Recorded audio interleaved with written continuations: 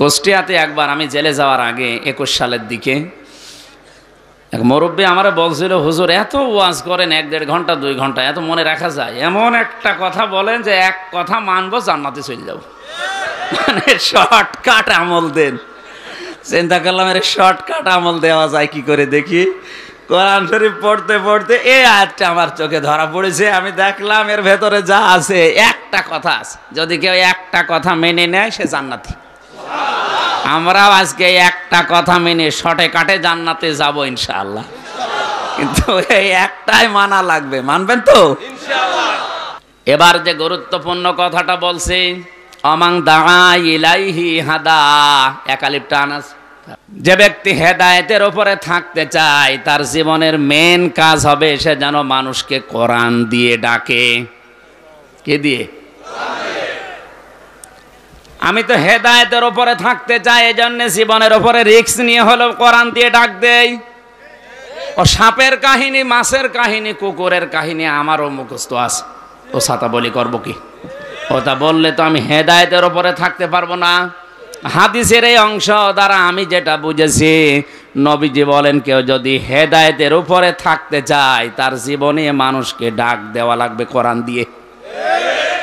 কারণ এটাই হচ্ছে হেদায়েতের মশাল, ফিহি মাসাবিহিল হুদা ও মানারিল হিকমা। হেদায়েত দেওয়ার জন্য একটাই কিতাব এখন দুনিয়ায় আছে। পৃথিবীর কোনো কিতাব মানুষকে হেদায়েত দিতে পারে না, পারবেও না, এই একটাই কিতাব ছাড়া। এই জন্য কিতাবের আগে আল্লাহ আলিফ লাম দিয়ে নির্দিষ্ট করে দিয়েছেন, যালিকাল কিতাবু লা রাইবা ফীহি। এই যে কিতাবের আগে আলিফ লাম, এটা খেলা করার জন্য দেয়নি। এই পৃথিবীতে একমাত্র, কেবলমাত্র, শুধুমাত্র একটাই কিতাব এখন আছে যেটা মানুষকে হেদায়েত দিতে পারে, তার নাম কোরআন শরীফ। আয়াতের ব্যাখ্যায় হাদিস পেয়েছি আমি, মানিত্তাবাআল হুদা বিগাইরিল কোরআন আদাল্লাহুল্লাহ। তিরমিজি শরীফের হাদিস। নবীজি বলেন, কোরআন বাদ দিয়ে কোনো মানুষ যদি পৃথিবীর কোনো জায়গায় ভালো হওয়ার নিয়তেও যায়, আল্লাহ নিজে দায়িত্ব নিয়ে তারে গোমরা বানিয়ে দেয়। এ কথার লোড কত টের পাচ্ছেন? এদিকে তাকান। শব্দটা আদাল্লাহ ইউদিল্লু বাবে ইফআল। এখানে হয়তো আলেম আছে যারা জিজ্ঞাসা করেন বাবে ইফআল থেকে কোনো শব্দ আসলে বাংলা অর্থ দাঁড়াবে। আপনার হয়তো নিয়ত ভালো ছিল, হেদায়েতের জন্যই কোনো জায়গায় গিয়েছিলেন, কিন্তু কোরআন সেখানে ছিল না। এই জন্য আল্লাহ নিজে দায়িত্ব নিয়ে আপনাকে গোমরা বানাবে। হেদায়েত দেওয়ার একচ্ছত্র মালিকানা হামজার? কথা বলে না কেন? কার? উনি যদি দায়িত্ব নিয়ে আপনাকে গোমরা বানিয়ে দেয়, কোন বাবা আপনাকে পথ দেখাবে? নবী কিন্তু দল্লা শব্দ দিতে পারতেন। দল্লা ইয়াদিল্লু বাংলা অর্থ আসতো, আপনি নিজেই নিজেকে খারাপ বানিয়ে ফেলেছেন।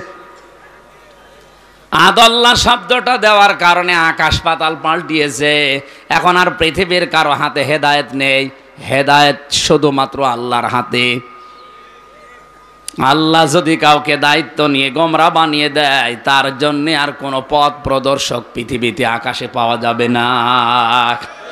সুতরাং আজকে কুমিল্লার ময়দান থেকে সিদ্ধান্ত নেওয়া লাগবে, আমি নিরপেক্ষ দৃষ্টিতে বলছি, যেই দরবারে কোরআন নেই, ওই দরবার যদি আমার বাবাও কায়েম করে, ও দরবারে আমি নেই। আমি যদি জেনে শুনে বুঝে শুনে ভালো হওয়ার নিয়ে তো ওখানে থাকি, আমাকে গোমরা বানিয়ে দেবে কে? হাজারো দরবার থেকে আজ গোমরা মানুষ বের হচ্ছে, কারণ কোরআন নেই সেখানে। লালনের মাজার কুষ্টিয়ায়, কোরআন শরীফ চলে ওখানে না। আমার মনে হয় সারা দেশ মিলেছে এই কয়মন গাছা পাবেন, তার চেয়ে ডবল গাছা পাওয়া যায় ওখানে। আর একটা কথা বলছি, যেই দলে কোরআন নেই, যে দলের কর্মসূচিতে কোরআনের নিয়ম কানুন চলে না, ওই দলে আমি নেই।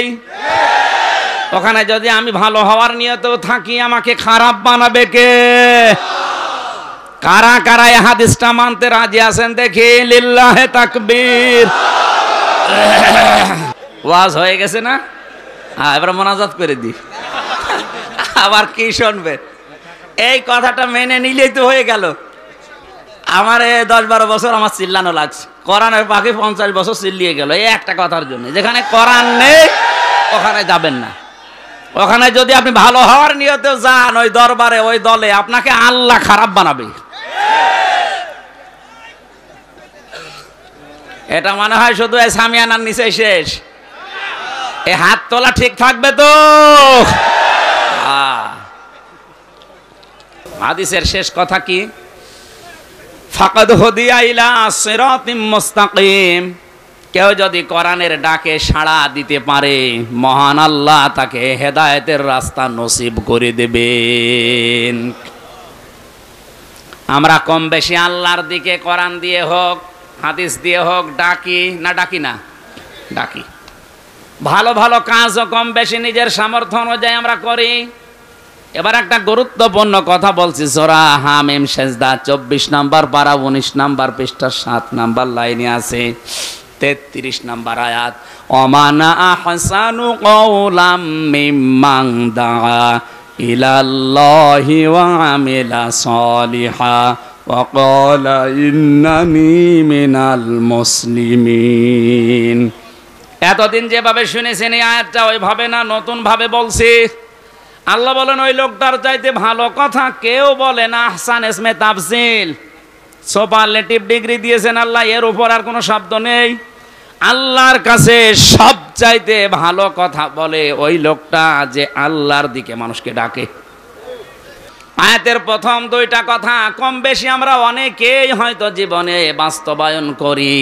3 নাম্বার কথাটা এই দেশের 100 জনের 95 জন মানুষের জীবনে মেলে না। আপনি আল্লাহর দিকে ডাকছেন, আমিও দেখতে পাচ্ছি, ভালো ভালো কাজও আপনার জীবনে আছে, কিন্তু অকলা ইন্নানি মিনাল মুসলিমিন, বুকে হাত দিয়ে বলা লাগবে যে আমি মুসলমান, এই ঘোষণা দেওয়া এই দেশে এখন সহজ না কঠিন? সব চাইতে বড় কঠিন বিষয় এটা।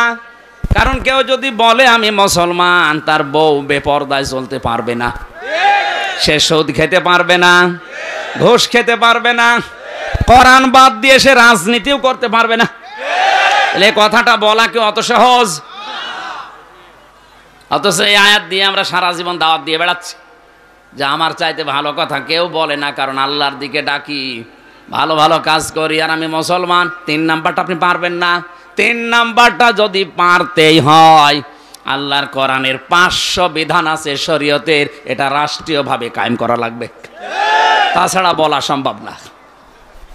এই জন্যই নবীজিকে কঠিন মুহূর্তে আল্লাহ দোয়া শিখিয়েছিলেন। হে নবী, আপনি দোয়া করেন, আনকুর রব্বি আদখিলনি মুদখালা সিদকি ওয়া আখরিজনি মুখরাজা সিদকি ওয়াজআলনি মিন লাদুনকা সুলতানান নাসীরা।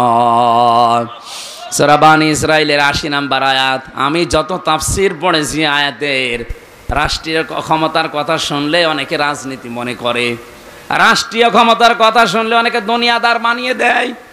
অথচ নবীজিকে আল্লাহ কঠিন মুহূর্তে চারিদিকে শত্রু দাঁড়িয়ে খোলা তরবারি নিয়ে বিশ্ব নবীকে আল্লাহ শিখিয়ে দিচ্ছেন, হে নবী আপনি এই দোয়া করেন।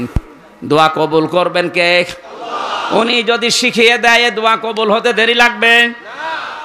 দোয়া করেন আমার কাছে, হে আল্লাহ তুমি আমাকে ঘর থেকে বের করে দিলে, নিরাপদে বের করে দিও, যেখানে পৌঁছিয়ে দিও ওখানে যেন পথে কোনো বাধা বিঘ্ন না আসে, নিরাপদে পৌঁছিয়ে দিও।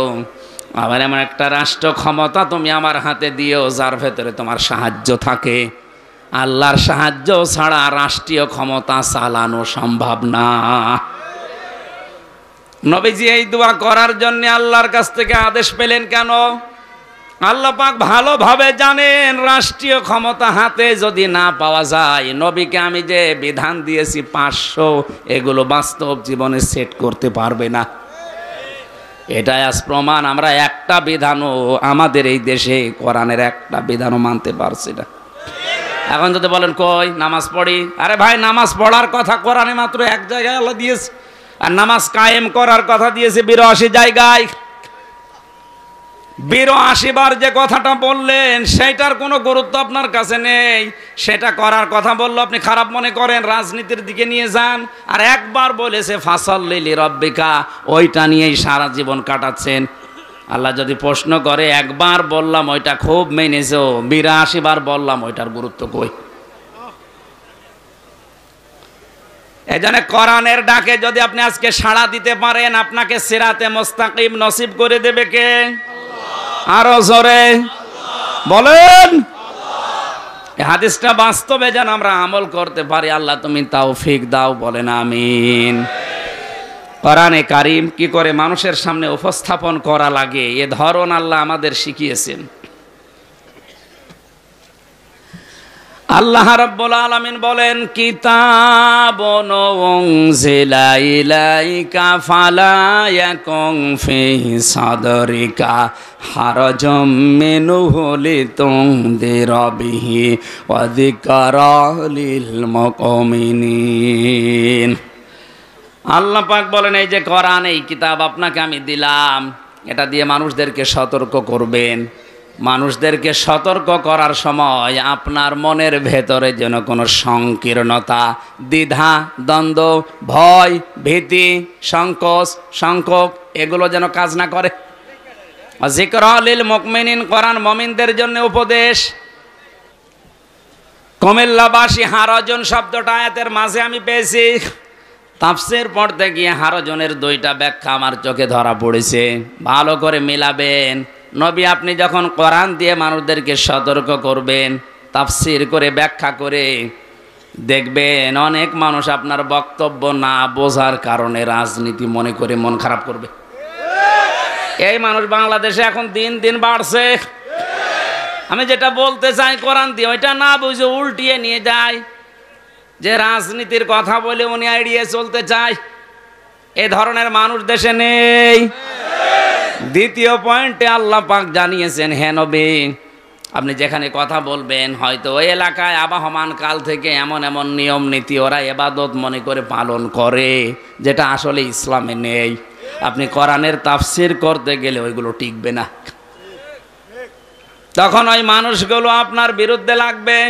আপনাকে যে হাদিয়া তোফা নজর নিয়াজ দেবে ওগুলো তো দেবেই না, আরো বন্ধ করে দেবে।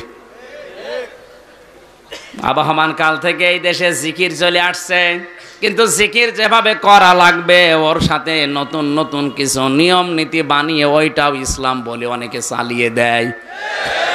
জিকির করা লাগবে কার নামে? কেউ যদি ইয়া রাসূলুল্লাহ ইয়া রাসূলুল্লাহ জিকির করে, হারাম। কারণ রাসূলুল্লাহর নামে জিকির নেই, রাসূলুল্লাহর নামে আছে দরুদ। জিকির আছে কার নামে? আল্লাহর নামে জিকির করা লাগবে, তার সাথে আবার উল্টা পাল্টা করে অন্য কিছু জোড়া যাবে না। মশের ভাইদের এলাকায় যে জিকির হয়, আল্লাহর নামের পাশাপাশি জিকির হচ্ছে হো হো। হো কি? এখন যদি আমি ফরিদপুরে গিয়ে ওয়াজ করি, যারা আমারে নিয়ে গেল ওদের তো এই নিয়ম নীতির সাথে মেলে না। আরে কুমিল্লা ব্রাহ্মণপাড়া, ব্রাহ্মণবাড়িয়ায় তো আরো ঝামেলা। এরা জিকির করছে ইয়া আলী বাবা, শাহ আলী বাবা। যারা আমারে নিয়ে এসেছে ওরা যদি এখন দেখে যে কোরআনের সাথে তো জিকির মিলছে না, কোরআনের সাথে যে মেলে না, তার দলিল সূরা আরাফ 9 নম্বর পারা 13 নম্বর পৃষ্ঠা 4 নম্বর লাইনের 181 নম্বর আয়াত। কোন হুজুর নিয়ে আসবেন, নিয়ে এসে বসে রাখেন। আলিল্লাহিল আসমাউল হুসনা ফাদউহু বিহা ওয়া দারুল্লাযিনা ইলহিদুনা ফি আসমাই। আল্লাহ তাআলা বলেন, আমার অনেক নাম আছে, যে নামে পারো ডাকো, কিন্তু সাবধান আমার নামকে ইলহাদ করবা না। পরিবর্তন করে উল্টা পাল্টা করে কম বেশি করে যারা ডাকে তাদের সাথে ডাকবা না। আল্লাহ জিকিরের শব্দ নবীর মাধ্যমে আমাদের জানিয়েছেন 4টা। সুবহানাল্লাহ, আলহামদুলিল্লাহ, লা ইলাহা ইল্লাল্লাহ, আল্লাহু আকবার। এই 4টা হচ্ছে জিকিরের উত্তম শব্দ। এগুলো বাদ দিয়ে যদি কেউ আল্লাহ আল্লাহ জিকির করার পরে শুরু করে ইয়া আলী বাবা, শাহ আলী বাবা, দয়াল বাবা, আল্লাহর কসম এটা হারাম।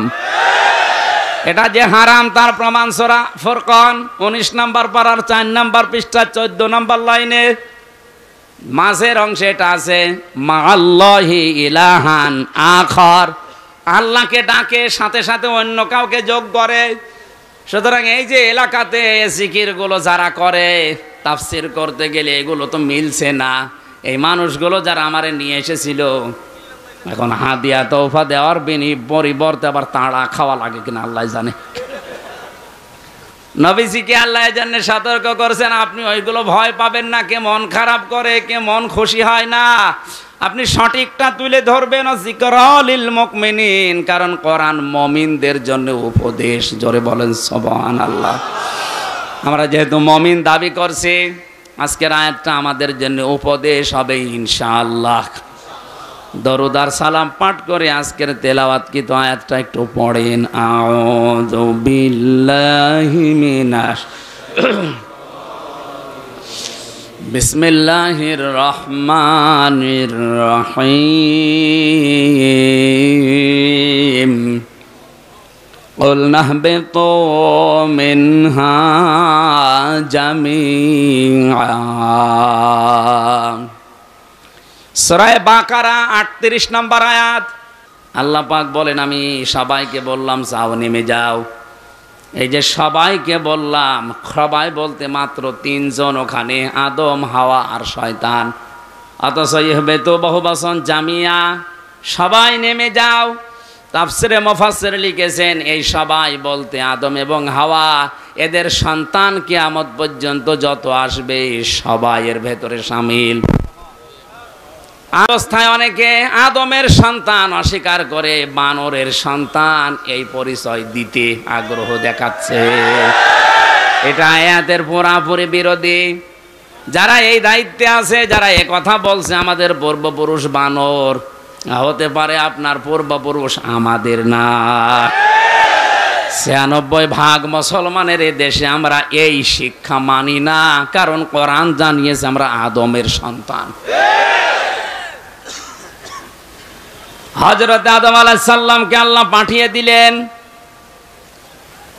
৬০ হাত লম্বা, ৩৬ হাত মোটা করে বানিয়ে রেখেছেন। নাক দিয়ে রূহ দেওয়ার পরে তিনি হাসি দিয়েছিলেন। হাসি দেওয়ার সঙ্গে সঙ্গে যত জার্ম ছিল ভেতরে সব ওই হাসির মাধ্যমে আল্লাহ বের করে দিলেন। হযরতে আদম খুশি হয়ে বলেছিলেন আলহামদুলিল্লাহ। আল্লাহ এত বেশি এই শব্দটার উপরে খুশি হয়েছিলেন ওই সময়, কিয়ামত পর্যন্ত আদমের সন্তান যারা দুনিয়ায় আসবে, ওরা যদি হাসি দিয়ে শরীরের ভেতরে যে জার্মগুলো আছে এর মাধ্যমে বের হয়ে যায়, ওরাও যেন পড়ে আলহামদুলিল্লাহ।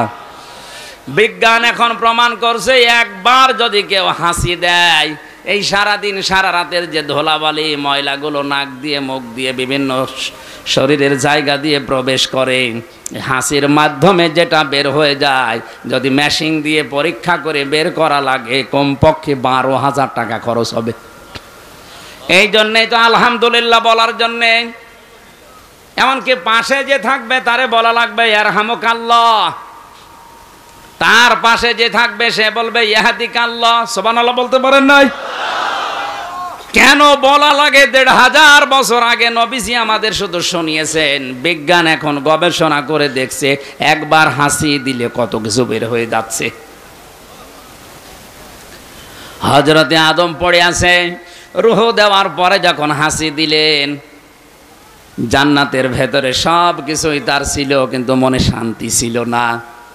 আল্লাহ রাব্বুল আলামিন আদমের মনের কথা ভাবনা বোঝার পরে বাম পাথরের হাড় থেকে একটা নারীকে তৈরি করে তার পাশে বসিয়ে রাখলেন। হযরতে হাওয়া আলাইহিস সালাম এত সুন্দরী ছিল, আমি তাফসিরে পড়েছি ৪ জন মহিলাকে আল্লাহ দুনিয়ায় সবচাইতে সুন্দরী করে বানিয়েছেন। তার ভেতরে হাওয়া ১ নাম্বার, দ্বিতীয় নম্বরে ছিল বিলকিস, ৩ নম্বরে ছিল জুলাইখা, ৪ নম্বর হযরতে ইব্রাহিম আলাইহিস সালামের প্রথম স্ত্রী সারা। এত সুন্দর করে আল্লাহ দুনিয়াতে কাউকে বানানোনি আর বানাবেনও না। পুরুষদের ভেতরে ২ জন মানুষকে সব চাইতে বেশি সৌন্দর্য দিয়েছিলেন। একজনের নাম মুহাম্মদুর রাসূলুল্লাহ, আর একজনের নাম হযরত ইউসুফ আলাইহিস সালাম। পৃথিবীর সব চাইতে বড় বিশ্ব সুন্দরী হযরতে হাওয়া। দেখার পরেই হযরতে আদম ধরতে গেলেন, তাকালেন, আল্লাহ বলেন তাকানোও যাবে না, ধরাও যাবে না। হযরতে আদম ওই সময় বলেছে রব্বুল আলামিন ধরাও যাবে তাকানো যাবে, কি করলে আপনি সেই বুদ্ধি দেন। আল্লাহ বলেন ধরাও যাবে তাকানোও যাবে, বিয়ে করা লাগবে। এখান থেকে প্রমাণ হয় বিয়ের আগে যে প্রেমগুলো করা হয় এটা হারাম। এই এলাকায় মনে হয় চলছে না, প্রেম তো চলছে, পরকীয়াও চলছে।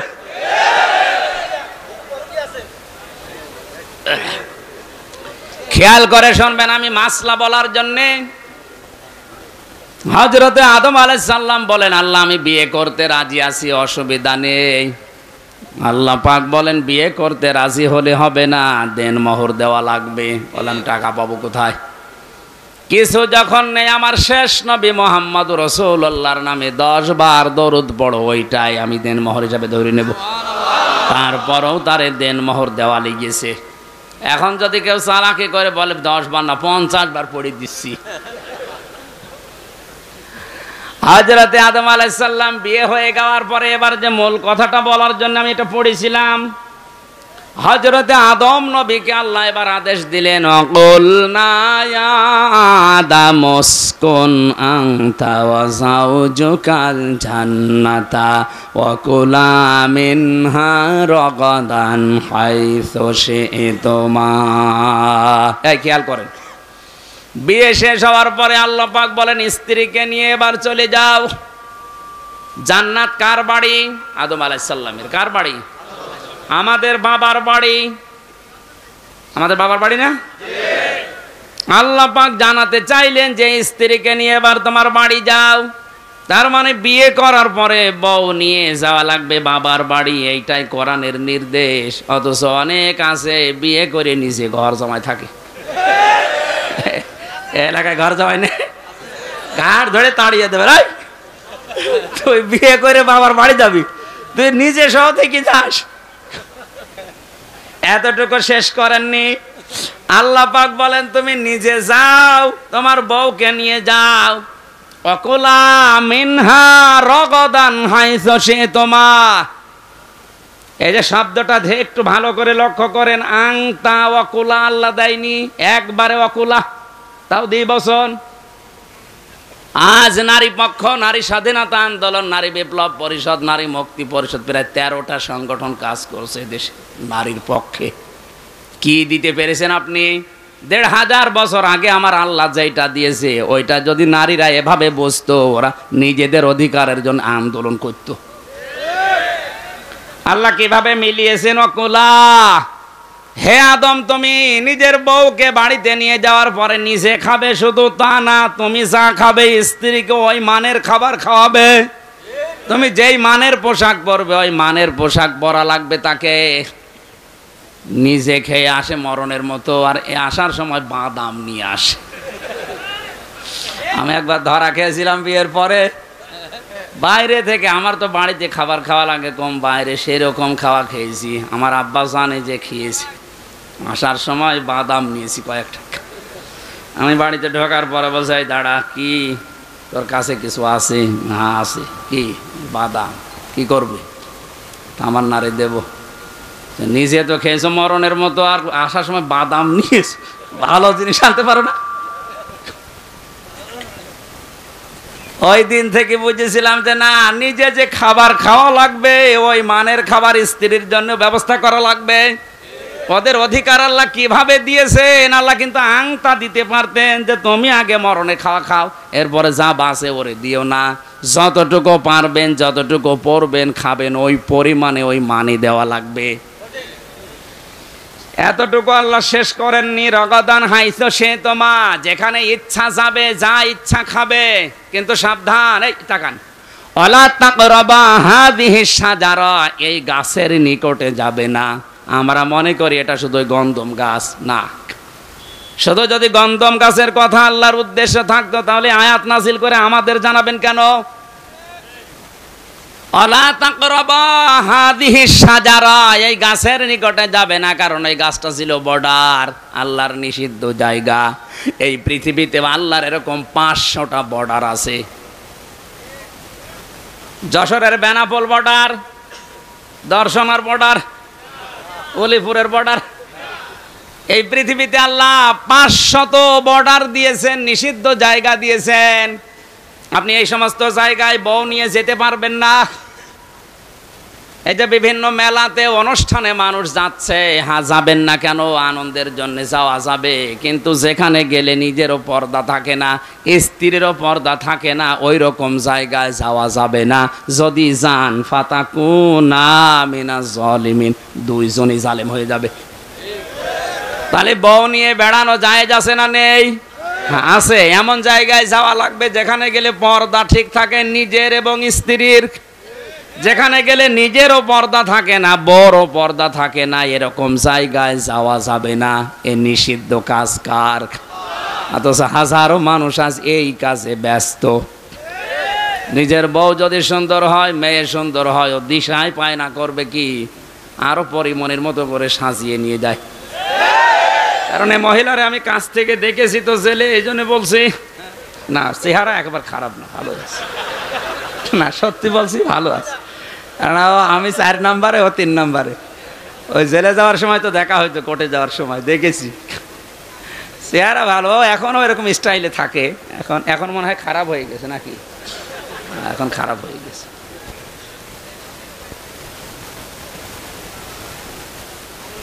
যেখানে গেলে নিজের পর্দা থাকবে না, স্ত্রীর পর্দা থাকে না। আমি একটা হাদিস পড়েছিলাম, বিশ্বনবী বলেন কিয়ামতের ময়দানে 10 প্রকার আকৃতি দিয়ে মানুষকে আল্লাহ তুলবে। তার ভেতরে 9 নম্বরে তারা কিছু মানুষের আকার হবে শূকরের মতো। আপনি এই চেহারাকে সুন্দর করার জন্য fair and lovely, fresh wash, কত কিছু মাখেন, অথচ চেহারা থাকবে না। মরণের পরে এরা পাল্টিয়ে শূকরের মতো হয়ে যাবে।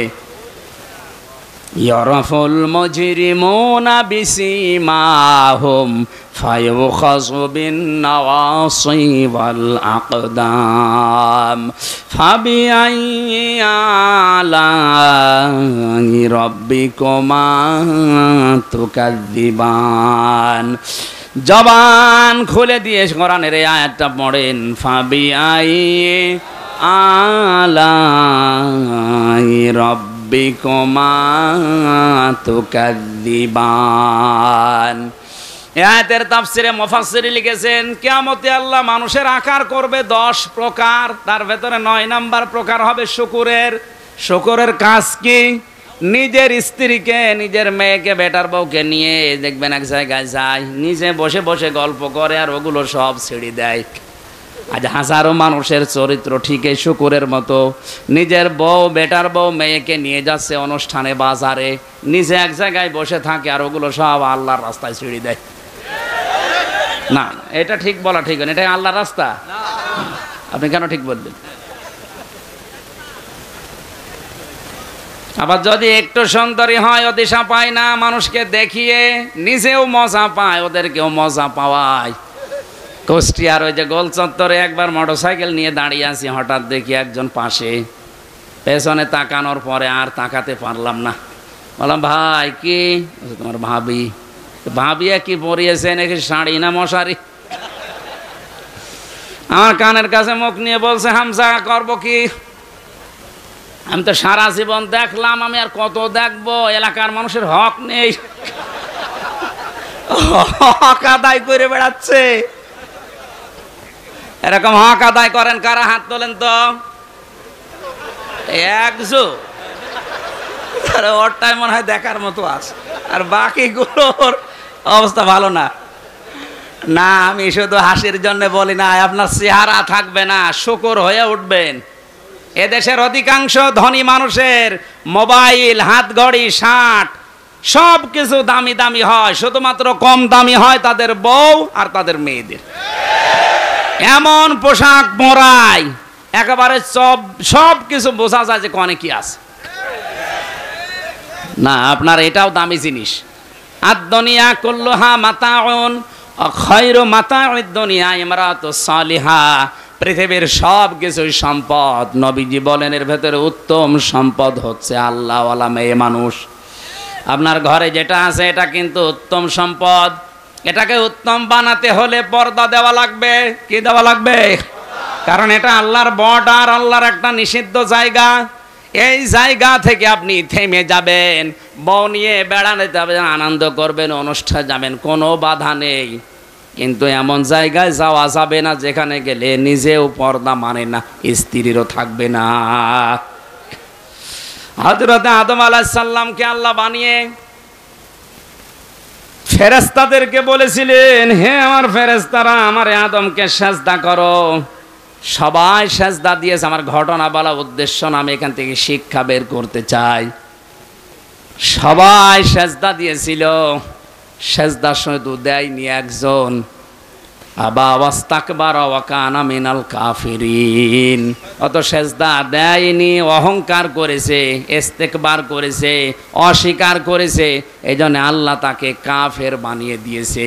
এই আয়াত থেকে প্রমাণ হয় দুনিয়াতে যারা আল্লাহর বান্দা দাবি করার পরে সিজদা দেয় না আল্লাহকে, ওরা কাফের।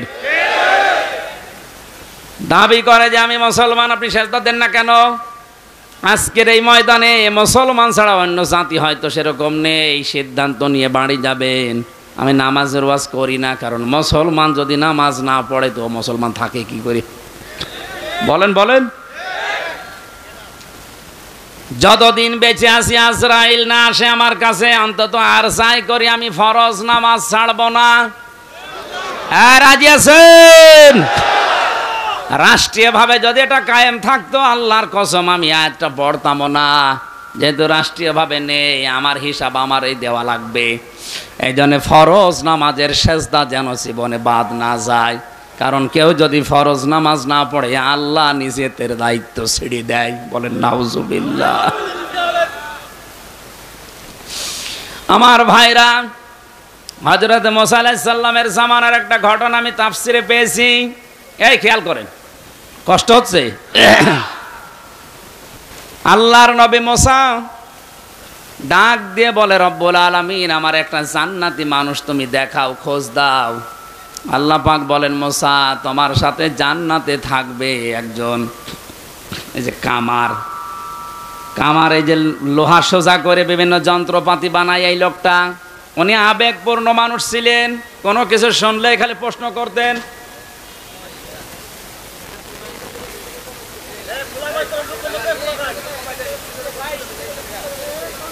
ডাক দিয়ে বলে, রব্বুল আলামিন, তুমি এত মানুষের নাম থাকতে একজন কামারের নাম বললে, কি করে সে এমন আমি দেখব। আল্লাহ পাক বলেন, ঠিক আছে, বাজারে যাও, বাজারের এক কোণে বসে এই কামার তার কর্মজীবনে কাজ করে, একটু দেখো। মানে চুরি করে লক্ষ্য করে দেখলে লোকটা করে কি, দূর থেকে লক্ষ্য করে দেখেন উনি হাঁপড় দিয়ে এই যে লোহা পিটাচ্ছে মগুর দিয়ে। একবার মাথার উপরে মগুর নেয়, একবার মারে, একবার উপরে নেয়, একবার পিটায়। হঠাৎ করে ওই সময় নামাজের যে সিস্টেম ছিল, আমাদের যেমন আজান, ওই সময় হয়তো একটা সিস্টেম ছিল।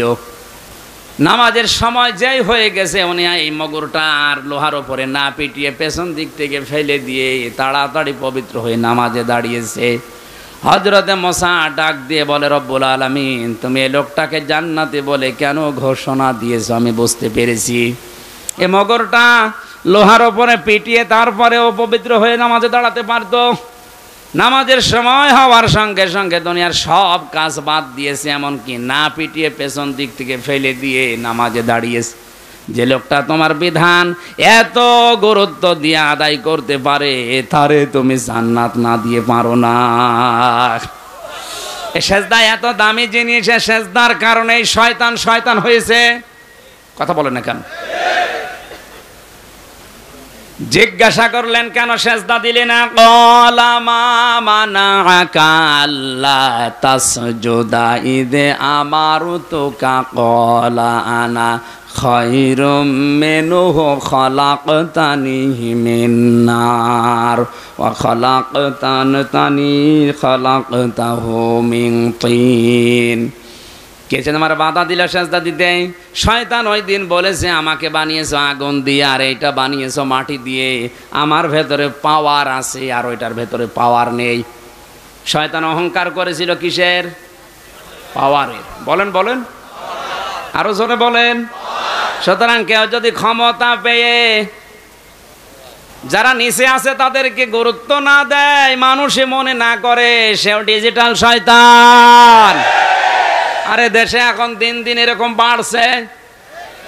কিছু জায়গা পেলে কি হনুরে যে যখন চেয়ারে থাকে সে তখন গিয়ারে থাকে। এই যে মশিউর ভাই যতক্ষণ ছিল গিয়ারেই ছিল, আমিও আছি এখন, আমিও গিয়ারে আছি। চেয়ার মানে কিন্তু এই যে আমি এই চেয়ারের কথা বলছি, আপনারা বড় ওই চেয়ার ধরবেন না, কারণ ওই চেয়ারের একটা মেয়াদ আছে একেবারে 41 সাল, ওর আগে আপনি 50 সাল। চেয়ার মানে কোন চেয়ার? এই যে এই চেয়ার, এই চেয়ারে বসলে আপনাকে উঠাই লাগবে, এই চেয়ারে বসলে আপনাকে উঠাই লাগবে। শুধু একটা চেয়ার আছে, ও কোনো ওঠাউঠি করা লাগে না। না না, দুনিয়া চেয়ার নেই। এই যে জো বাইডেনের চেয়ার, ও বসেছে আর ওঠা লাগছে না। এই শব্দটা আমি পড়েছিলাম, আল্লাহ পাক এত রাগান্বিত হয়েছিলেন তার এই কথা শোনার পরে, সঙ্গে সঙ্গে ওকে ঘোষণাও দিয়েছেন,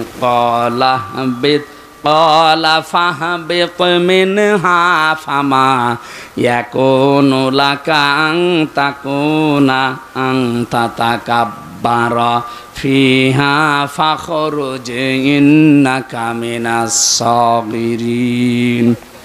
একটু খেয়াল করে শুনবেন। আল্লাহ পাক বলেন, ওকে আমি আদেশ দিয়ে দিলাম, দূর হয়ে যা। তোর এই অহংকারের কারণে আমি তোকে দুইটা জিনিস থেকে বঞ্চিত করলাম। কোনো দিন তোকে আমি ক্ষমা করব না, কোনো দিন তোকে আমি আল্লাহ জান্নাতে দেব না। সঙ্গে শয়তান অহংকার করেছিল ক্ষমতার, এজন্যে হারিয়েছে দুইটা জিনিস, কোনোদিনও ক্ষমা পাবে না, ও জান্নাতেও যেতে পারবে।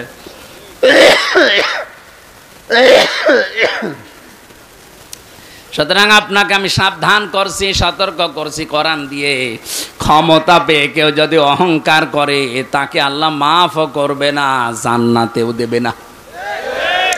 মাফ করবে না, জান্নাতে দেবে না। এর প্রমাণ এই যে আং তাতা কাব্বারা, এটা মশারে বর্তমান ভবিষ্যৎ, প্রেজেন্ট ফিউচার। যারা আজ অহংকার করবে পাওয়ারের ক্ষমতা, আর ওদেরকে আল্লাহ মাফ করছে না, করবে না, জান্নাতে দিচ্ছে না, দেবে না। যদিও অনেকেই এখন ফতোয়া দিচ্ছে আপনি জান্নাতি না, আপনি পারেন না এ কথা বলতে। কারণ তাতা কাব্বারা, কোনো মানুষ যদি সত্যি অহংকারী হয়ে যায় তার জন্য আল্লাহর ক্ষমা, আল্লাহর জান্নাত হারাম। যদি তাকে জান্নাতে দেওয়া লাগে তাহলে শয়তানকে দেওয়া লাগবে। এক কথা বলে না কেন? কারণ শয়তান অহংকার করেছিল কিসের? ক্ষমতা। সঙ্গে সঙ্গে শয়তান ওই সময় আল্লাহর কাছে তিনটা জিনিস চেয়েছে। কিয়ামত পর্যন্ত শয়তান মার্কা মানুষ যারা আসবে ওরা ওই তিনটা জিনিস চাইবে। এখন আপনি দেখেন আপনাকে শয়তান দখল করেছে।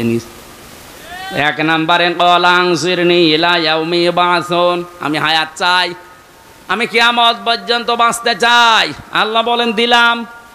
দুনিয়ায় দেখেন শয়তান মার্কা মানুষগুলো বেশি দিন বেঁচে থাকে। এত মানুষ মারা যায় কিন্তু শয়তান মার্কা মানুষ খুব কম মরে, এর মরণ হবে না। ক্বালা ফাইন্নাকা মিনাল মুনজারিন, আল্লাহ তাআলা শুধু আমি হায়াত চাই না, আমি ক্ষমতা চাই, আমি পাওয়ার চাই, আমি টাকা পয়সা চাই। আল্লাহ বলেন দিলাম।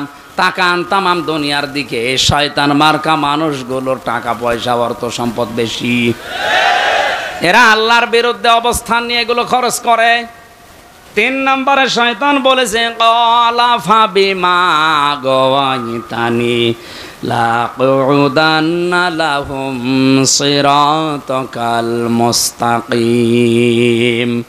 হে আল্লাহ, আমি তোমার বান্দাদের ধোঁকা দিয়ে বোকা বানানোর জন্য কোনো খারাপ রাস্তায় যাব না, ভালো ভালো রাস্তার মোড়ে মোড়ে আমি অবস্থান করব। এই জন্য শয়তানকে আপনি সিনেমা হলে পাবেন না, কারণ ও জানে যে এখানে যারা আসবে জোড়ায় জোড়ায় আমার ভাইরা ভাই।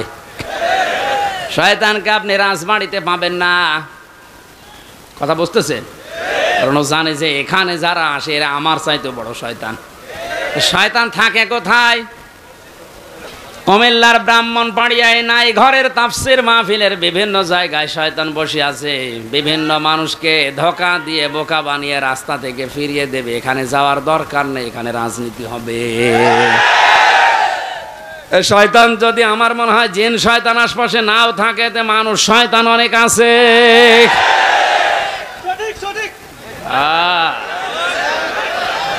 ওয়াজ বুঝে ফেলিস, আপনার অত বোঝার দরকার নেই ভাই, আমি শেষ করে দিচ্ছি।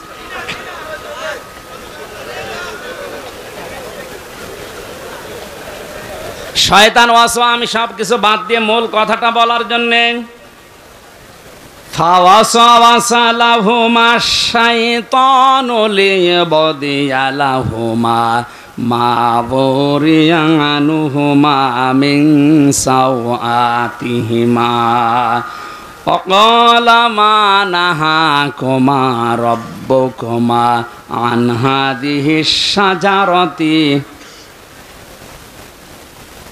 إلا أن تكونا ملكين أو تكونا من الخالدين। খেয়াল করে শুনবেন, শয়তান আদম আর হাওয়াকে জান্নাতে ওয়াসওয়াসা প্রথমেই দিয়েছিল। জান্নাতের গেটে দাঁড়িয়ে দাঁড়িয়ে কাঁদছিল। হযরতে আদম হয়তো কোনো জায়গায় গিয়েছিলেন, হাওয়া আলাইহিস সালাম এসে দেখে একজন কাঁদতেছে, ডাক দিয়ে বলেন কাঁদেন কেন? শয়তানের অভ্যাস হচ্ছে কথা বলার আগেই কেঁদে ফেলা, এটা অভ্যাস তার। আজও পৃথিবীর বিভিন্ন জায়গায় আমরা দেখি কিছু মানুষ আছে কথা বলার আগেই কেঁদে ফেলে। আমার কেউ নেই, কেউ নেই, কেউ নেই আমি করবো কি, কেউ নেই বলে কেঁদে ফেলে। এটা শয়তানের প্রথম অভ্যাস, কথা বলার আগেই। বলেন বলেন। হযরতে হাওয়া কান্নাকাটি দেখে বলছেন আপনি কাঁদবেন না, বলেন কেন কাঁদেন? ও বলছে কাঁদি আমার জন্যে না, কাঁদি তোমাদের জন্যে। আমাদের আর কি, আমরা তো ভালোই আছি। বলে ভালো আছো এইটাই তো সমস্যা। তোমাদেরকে এখানে আমি গোপন সূত্রে সংবাদ পেয়েছি যে এখানে রাখবে না। আমার কাছে গোয়েন্দা রিপোর্ট আছে যে এখানে তোমাদের রাখা হবে না, এখান থেকে নামিয়ে দেওয়া হবে। যদি এখানে থাকতে চাও তাহলে ওই যে জায়গায় যাওয়া নিষিদ্ধ, ওই জায়গায় তোমাদের যাওয়া লাগবে, ওই গাছের ফল খাওয়া লাগবে। হযরতে হাওয়া বলেছিল না, ওখানে যাওয়া নিষেধ, ওখানে গেলে জনগণ খেপে যাবে, আমি যেতে পারবো না। বলে যেতে পারবা না? যদি যেতে না চাও আমার কাছে রিপোর্ট আছে, এই আরামে থাকতে পারবা না। মেয়েদের অভ্যাস হচ্ছে কোন জায়গায় যদি একবার শান্তি পায়, জীবন চলে গেলে ওই জায়গা ছাড়তে চায় না। এটা মেয়েদের অভ্যাস। পৃথিবীতে মেয়েদের অভ্যাসই এইটা, একবার যদি কোনো জায়গায় শান্তি পায়, জীবন চলে যাবে, ওই জায়গা ছাড়বে না। একবার যারা পরকীয়া প্রেমে শান্তি পেয়েছি, তামাম দুনিয়া দিলেও 4-5টা বাচ্চা রেখেও চলে যায়। আমি নিচে নামতে পারলাম না তাই। ওরে ওয়াসওয়াসা দিয়েছে শয়তান যে এখানে যদি থাকতে চান তাহলে ওই গাছের ফল খাওয়াই লাগবে। বুদ্ধি দিচ্ছে যদি খেতে পারো ফেরেশতা হয়ে যাবা, অথবা চিরকাল এখানে থাকতে পারবা, তোমাদেরকে আর এখান থেকে বের করে দেওয়ার ক্ষমতা আল্লাহরও নেই। যখন বলেছে আল্লাহরও নেই তখন উনি বুঝে ফেলেছেন তুই বলিস কে। ও তখন এবার আল্লাহর নামে কসম দিয়েছে, ওয়াকাসামাহুমা ইন্নী লাকুমা লামিনান নাসিহিন। থুক্কু, থুক্কু বলে না, এই জায়গায় আছে থুক্কু, আমার কথা ভুল হয়ে গেছে, আমি কিন্তু আল্লাহর কসম করে বলছি আমি তোমাদের হিতাকাঙ্ক্ষী। শয়তান হিতাকাঙ্ক্ষী সেজে ক্ষতি করেছিল। আজও যত এনজিও বাংলাদেশে কাজ করছে সব হিতাকাঙ্ক্ষী সেজে আমাদের ঈমান ধ্বংস করছে। হযরতে হাওয়া বললেন ঠিক আছে আপনি কাঁদবেন না, আমার স্বামী আসুক। তোমার স্বামী আসলেই হবে না, এমন করে তাকে বোঝাবে, যদি কথা না শোনে বলবা যে আমি তোমার এ ঘরে থাকবো না। হযরতে হাওয়াকে এমন এমন কথা শিখিয়েছে, আদম আলাইহিস সালাম আসার পরে তাকে বললেন, উনি রাজি না, না আমি এ কাজ করবো না। হযরতে হাওয়া মন খারাপ করে আছে। অত বড় জান্নাতে স্বামী স্ত্রী মাত্র 2 জন লোক, কথা যদি না বলে সংসার টিকবে? কথা বলেন না কেন? মাত্র কয়েক ইঞ্চি ঘরের ভেতরে মানুষ আমরা থাকি, কয়েকটা 3-4টে রুম নিয়ে। এখানেই যদি কথা বন্ধ হয়ে যায় স্বামী স্ত্রীর, আমার মনে হয় ওই সংসার আর টেকে না। আসতে বলেন। একবার শুনেছিলাম কুষ্টিয়াতে গ্রামে স্বামী স্ত্রী গন্ডগোল করেছে, এমন গন্ডগোল কথাও বলে না, ওর কাছেও থাকে না, শীতের রাত কাছে থাকে না। স্বামী বেচারা বাইরে গিয়ে বিভিন্ন খড়কোটায় আগুন লাগিয়ে আগুনের তাপ নেয়, তাও ওর কাছে যায় না। আল্লাহর ইশারা একদিন খড়কোটার আগুন বেয়ে বেয়ে ওর লঙ্গিতে লেগে গেছে, অত টের পায়নি, আগুন তাপ ওর বউ জ্বালানার ফাঁকা দিয়ে তাকিয়ে দেখে আগুন যে কায়দায় লেগেছে, আমি যদি এখনো কথা না বলি ওর সব, আর ওর যদি সব শেষ হয়ে যাতে আমার কি হবে। তখন জ্বালানা থেকে মুখ অন্যদিকে ঘুরিয়ে জোরে জোরে বলতেছে, আমি কারো সাথে কথাও বলি না, কারো লুঙ্গিতে আগুন লাগলে তাও বলি না। তাকিয়ে দেখছে হচ্ছে কি, দেখে লুঙ্গিতে আগুন, তাড়াতাড়ি লিপিয়ে বলছে, আল্লাহ তওবা করছি, জীবনে বেঁচে থাকতে অন্তত বউর সাথে কথা বন্ধ করবো না, এখনই পুড়ে মরে যেতাম। এতটুকু জায়গায় স্বামী স্ত্রী কথা বন্ধ হয়ে গেলে যদি অবস্থা হয়, অত বড় বিশাল জান্নাত, হযরতে হাওয়া কথা বলে না। আদম আলাইহিস সালাম বাধ্য হয়ে শেষ পর্যন্ত স্ত্রীর মন রাখতে গিয়ে ফলটা খেয়েছিলেন। আল্লাহ রাব্বুল আলামিন তখনই ঘোষণা দিলেন, নেমে যাও, আর থাকা যাবে না, কারণ এখানে পেশাব পায়খানার কোনো ব্যবস্থা জান্নাতে নেই। তোমাদের পোশাকগুলো সব খুলে পড়ে গেছে, পায়খানা প্রসাবের উদ্রেক দেখা দিয়েছে, আর এটা ওই জায়গা না। এখানে খেয়াল করেন একটা মাসলা, শয়তানের কিন্তু জান্নাত থেকে বের করে দেওয়ার মূল টার্গেট ছিল না, শয়তানের টার্গেট ছিল তাদের লজ্জা স্থান দেখাক। কথা বুঝতেছেন? শয়তানের টার্গেট ছিল প্রধান এইটা, যে এদের লজ্জা স্থান আমি দেখব, কারণ শয়তান হচ্ছে যৌনতা ছড়াতে ভালোবাসে। আজ এই শরীফ আর শরীফার গল্পর ভেতরে আমি এইটাই পেয়েছি, সকালে শরীফ, বিকালে উনি শরীফা হয়ে যাবে। আর এটা যদি রাষ্ট্রীয়ভাবে কায়েম করতে পারে, তারপরের দিন সে যদি বলে আমি শরীফা, আমারে এখন মহিলা হোস্টেলে সিট দেন, আপনাকে দেওয়া লাগবে। আপনি যদি না দিতে চান তাহলে আবার মামলা দেবে। কথা বলেন না কেন? ও শরীফা বিকালে যায় দাবি করুক, মাল তো শরীফ আছে, শরীফ না। এখন যে আপনার বোন আপনার মেয়ে থাকে হোস্টেলে, ও বেটা শরীফা যাই হোক, ও তো আসল শরীফ, ও থাকলে আগামী প্রজন্ম যারও সন্তানে ভরে যাবে। শরীফ থেকে শরীফার দাবি করে এরা মেয়েদের লজ্জা স্থান নিয়ে খেলা করার চেষ্টায় আছে, আর আমাদের আগামী প্রজন্মকে এরা জারজ হিসাবে পরিগণিত করতে চাচ্ছে। ৯৬% মুসলমানের এই দেশে আমাদের যারা দায়িত্বে আছে তাদের বলবো, শুধু আমরা বিপদে পড়ব না, আপনিও বিপদে পড়বেন। পড়বেন কি? আপনার তো আরো চরিত্র নেই, আপনার চরিত্র তো এরকমই, এই জন্য আপনার কিছু মনে হচ্ছে না, কিন্তু আমি তো মানুষ, আমি আদমের সন্তান, আমার তো লজ্জা লাগে যে শরীফ থেকে শরীফা নাম নিয়ে আপনি আমার বোনের কাছে মেয়ের কাছে থাকবেন, এটা মেনে নেওয়া যায়? শয়তান ছিল যৌনবাদী, শয়তান আরো জোরে। হযরতে হাওয়া আলাইহিস সালাম যখন পাতাটা ছিঁড়তে যাবে, আদম আলাইহিস সালাম ছিঁড়তে গিয়েও ছেড়েননি, উনি চলে এসেছেন। হাওয়া আলাইহিস সালাম বলে, কি ছেড়বে না কেন? না, আমার কেমন লাগে।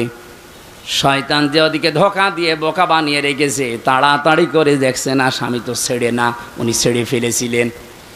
এই পাতা ছেড়ার পরে যে কষগুলো পড়ছিল, ওই দিন গাছ বরদুয়া দিয়েছে রব্বুল আলামিন, তোমার নিষিদ্ধ জায়গায় হাত দিয়ে যে লোকটা আমাকে কলঙ্কিত করে আমার শরীর থেকে রস ঝরিয়েছে, এই মেয়েটা যখন বয়স প্রাপ্ত হবে তখন এর শরীর থেকে রক্ত ঝরিও। এই জন্য মেয়েদের বয়স প্রাপ্ত হওয়ার পরে 3 দিন, 7 দিন, 5 দিন, 10 দিন পর্যন্ত আল্লাহ রক্ত ঝরিয়ে দেয়। এই গাছের বরদুয়া, এটা কিয়ামত পর্যন্ত মেয়েদের এই বরদুয়া থাকবে। হযরত আদম আলাইহিস সালামের পোশাক যখন সব খুলে পড়ে গেছে, জান্নাতের ওই পাতাগুলো ছিঁড়ে ছিঁড়ে লজ্জা স্থানটা অন্তত ঢেকেছে, আর ওই যে শয়তান দাঁড়িয়েছিল দূরে, দুইজনের উলঙ্গ অবস্থা দেখে খিলখিল করে হাসতেছিল। এই জন্য শয়তান যৌনতা দেখে আনন্দ পায়, আর মুমিন যৌনতা দেখলে লজ্জা পায়। আর সিনেমা হলগুলোর দিকে তাকান, কি সিনেমা উপহার দিচ্ছে মানুষদেরকে। নবীজি ১৫০০ বছর আগে জানিয়েছে এমন সময় আসবে বাপ আর মেয়ে বসে সেনা করা দেখবে, এখন সেটা চলছে। এই কথা বলেন না কেন? আল্লাহ পাক বলেন, যাও, নেমে যাও, এখানে আর থাকা যাবে না। ওনাদেরকে নামিয়ে দেওয়ার পরে আমার আল্লাহ আদম আলাইহিস সালামের মন খারাপ দেখে যে আমার কি হবে এখন, আল্লাহ বলেন কোনো চিন্তা নেই, ফাইম্মা ইয়াতিয়ান্নাকুম মিন্নি হুদা, যুগে যুগে আমার পক্ষ থেকে হেদায়েত যাবে, কোনো চিন্তা নেই, কোনো ভয় নেই। যদি এই হেদায়েত অনুসরণ করতে পারো, যেখান থেকে নামিয়ে দিলাম আবার এই জায়গায় নিয়ে আসবো। তাহলে আমাদের ওই বাবার বাড়ি যদি ফেরত যাওয়া লাগে, কাজ করা লাগবে কয়টা? এই যে কোরআনের অনুসরণ করা লাগবে, কারণ এটাই সর্বশেষ হেদায়েতের বাণী। এটাতে যা আছে এটা যদি আমরা অনুসরণ করে অনুকরণ করে জীবনটা চালাতে পারি, এই একটা কাজে আবার জান্নাতি। আর এই 500 যে শরীয়তের বিধান আছে, এগুলো যদি কেউ মানতে চায় একবারেই মেনে ফেলবে, বিষয়টা এমন না। নবীজি বলেন, আর দুনিয়া সিজনুল মুমিন ওয়া জান্নাতুল কাফের, দুনিয়া মুমিন যারা দাবি করবে তাদের জন্য জেলখানার মতো মনে হবে, আর কাফেরদের জন্য বেহেশতের মতো মনে হবে। আয়াতের শেষের শব্দ আমি পেয়েছি, ফালা খাউফুন আলাইহিম ওয়ালা হুম ইয়াহজানুন, যারা এই হেদায়েত অনুসরণ করে তাদের কোনো ভয় নেই, কোনো চিন্তা নেই। এই শব্দটা কি? যারা এই হেদায়েত অনুসরণ করে, আল্লাহকে রব বলে টিকে থাকতে পারে, তাতানাজ্জালু আলাইহিমুল মালাইকা, ফেরেশতা তাদের জন্য আল্লাহ নাজিল করেন, আল্লাহ তাখাফু ওয়ালা তাহজানু, ফেরেশতারা বলে কোনো ভয় নেই, কোনো চিন্তা নেই। এ কথা যাকে তাকে ফেরেশতা বলে না, যারা আল্লাহকে রব বলে টিকে থাকতে পারে তাদের ঈমানের উপরে। এরকম কঠিন মুহূর্তে আমি বাস্তবে জেলে যাওয়ার পরে দেখেছি, এক কারারক্ষী আমার বলছিল, তোরা বলে না কুতুবউদ্দিন নাম জানো, আমার বলছে হুজুর যেদিন মীর কাসেম আলীর ফাঁসি হবে ওইদিন মাগরিবের সময় আমার দায়িত্ব ছিল। ফাঁসির ওই কন্টেম সেলে আমি গেলাম, ডাক দিয়ে বললাম, স্যার আর মাত্র 3 ঘন্টা আছে, আপনি প্রস্তুতি নেন। উনি আমারে বলে, কারারক্ষী ভাই এখনো 3 ঘন্টা, আমি 2 ঘন্টা ঘুমালাম, তুমি আমারে ডাক দিও। এই যে কোরআন আমার সামনে, আল্লাহর কসম কারারক্ষী যা যা বলেছে আমি ওইটাই বলছি। আমারে বলছে, হুজুর দেখলাম ঠিক 2 ঘন্টা ঘুমিয়ে গেল। আমি চিন্তা করছি, যার 1 ঘন্টা পরে ফাঁসি, যার ছেলে গুম হয়ে আছে তাও ব্যারিস্টার, বাংলাদেশে যদি 10 জন ধনী থাকে তার ভেতরে সে একজন, লক্ষ লক্ষ মানুষের কর্মসংস্থান তৈরি করেছে যে লোকটা, যার মাথা শুধু মাথা না একটা ম্যাগনেট। আর এই লোকটার ঘুম আসে কি করে? ঠিক ঘুমিয়ে গেছে, ডাক দিলাম 2 ঘন্টা পরে ঘুম থেকে উঠে গোসল করে নিল, ওযু করে নামাজ পড়ে আমারে বলছে চলেন।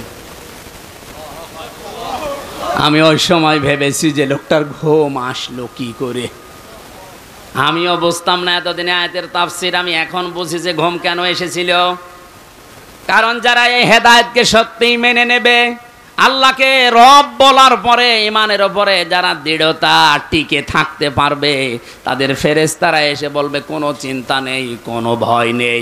তোমার সন্তান, তোমার স্ত্রী, তোমার মেয়ে, তোমার এই ব্যবসা প্রতিষ্ঠান নিয়ে চিন্তা হয়, কোনো চিন্তা নেই, চলে যাও তুমি জান্নাতে, আর ওগুলো সব আমার আল্লাহ নিজে দেখে রাখবে।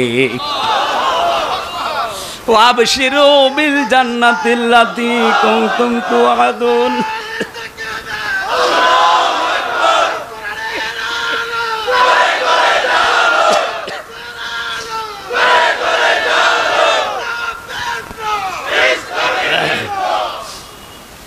বাস্তবতা এইটা। আমি 3 বছর আটক অবস্থায় না থাকলেও অনেক কিছু জানতাম না। এই আয়াতগুলো আমার বুঝে আসতো যে মানুষের ঘুম আসে কি করে বলেন তো। ওই সময় ছেলে হারিয়েছে, গুম হয়েছে, সাধারণ ছেলে না, ছেলে ব্যারিস্টার, বুঝতেছে?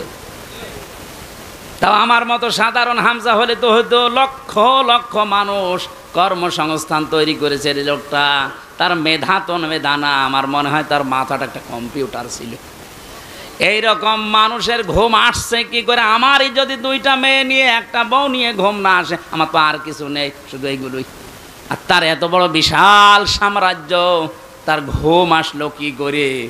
অবশ্যই আমার আল্লাহ তাতানাজ্জালু আলাইহিমুল মালাইকা, ফেরেশতা পাঠিয়েছিলেন, নাই তো ঘুম আসার কথা না। জেলখানায় সবচাইতে বেশি চলে, সবচাইতে বেশি চলে ওখানে ঘুমের বড়ি, কারণ ঘুম আসে না। হাজারো মানুষ এই বড়িটার উপরে ঘুম আসতে যায় না, যেন বড়ি খেতে আসে। আমি যে কত বড়ি খেয়েছি আমি নিজেও জানি না। অথচ লোকটার মাথার উপরে মাত্র 3টা ঘন্টা, জীবন শেষ হয়ে যাবে, আর বলছে আমি 2 ঘন্টা ঘুমিয়ে নেই। এই জন্য এই হেদায়েতটা যদি আমরা এখনো মেনে চলতে পারি, আবার যেখান থেকে আল্লাহ আমাদের নামিয়ে দিয়েছিলেন, উনি কথা দিয়েছেন ওখানে ফেরত নিয়ে যাবেন, আল্লাহ আমাদেরকে যেন মেনে নেওয়ার তৌফিক দেয়।